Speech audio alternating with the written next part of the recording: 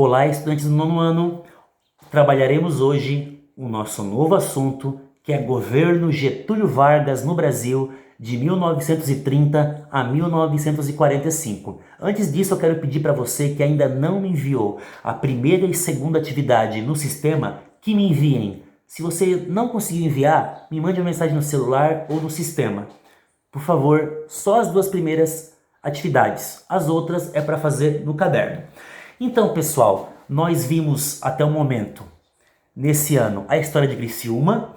Depois começamos a estudar o primeiro período da República no Brasil. Vocês sabem que a República começou no dia 15 de novembro de 1889. O ano passado completou 130 anos de República no Brasil. Nesses 131 anos de República no Brasil, os primeiros 41 anos foi a República Velha. Se divide em duas partes: República da Espada, 5 anos em que 2 presidentes militares governaram. Depois República do Café com Leite, a oligarquia começou a governar, que eram sempre presidentes indicados ou de Minas Gerais ou de São Paulo. Teve alguns de fora desses dois estados, mas os dois estados, Minas Gerais e São Paulo, eram os mais fortes.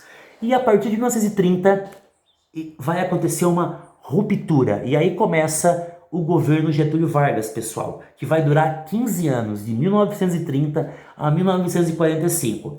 Primeiro que houve uma quebra de acordo. Em 1930, era a vez de Minas Gerais indicar um candidato da República Café com Leite. São Paulo desrespeitou o acordo e indicou mais um paulista para disputar a eleição, Júlio Prestes. Minas Gerais não gostou, se revoltou e apoiou o gaúcho Getúlio Vargas para enfrentar Júlio Prestes, que era apoiado por São Paulo. Daí você tem uma coligação: Getúlio Vargas gaúcho, o vice João Pessoa da Paraíba, tanto é que a capital hoje da Paraíba é João Pessoa, em homenagem a ele. Você tem então o Rio Grande do Sul, Getúlio Vargas, João Pessoa da Paraíba e Minas Gerais dando apoio para enfrentar São Paulo.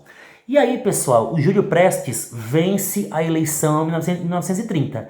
Vocês têm que lembrar que naquele tempo as eleições elas eram fraudadas, tinha compra de voto, voto aberto, várias práticas ilegais, e que possivelmente o Júlio Prestes deve ter vencido essa eleição com fraude eleitoral.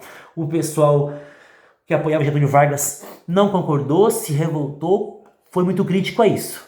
Mas o movimento contrário à posse do Júlio Prestes só vai se fortalecer quando eles assassinam, quando matam o vice da chapa do Getúlio, o João Pessoa. Ele é morto, é assassinado, e aí vai acontecer uma grande revolta. O Getúlio Vargas começa a se armar militarmente, e aí o grupo dele consegue dar um golpe, pessoal. Eles dão um golpe, derrubam o Washington Luiz, que era o presidente da República, foi o último da República Velha, estava no final do mandato. Então, ali no final de outubro de 1930, o Washington Luiz é derrubado do poder, e no comecinho de novembro de 1930 chega Getúlio Vargas e começa a governar.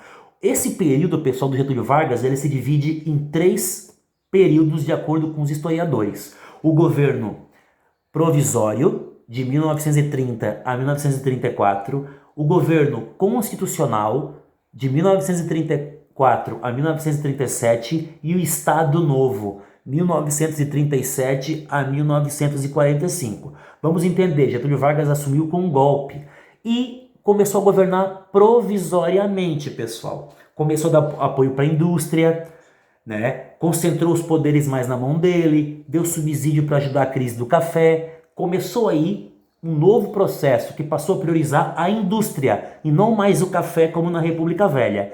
Só que daí São Paulo se revoltou em 1932, começou uma guerra civil. São Paulo fez uma guerra contra o Brasil, contra o governo federal, porque eles ficaram insatisfeitos, porque eles perderam os privilégios, perderam as liberdades, eles perderam um grande poder que São Paulo tinha na República Velha. Obviamente que eles se revoltaram e aí o Getúlio Vargas derrotou os paulistas, mas chamou a construção de uma nova Constituição. A partir de 33 e em 34 começa o período constitucional. Getúlio Vargas constrói uma nova Constituição, chama, as pessoas para discutir e tal, deputados, pessoas para construir, e aí está pronto a nova Constituição. O que diz a Constituição? O primeiro presidente da República será escolhido pela Constituição, por esse grupo. Obviamente eles escolheram Getúlio Vargas.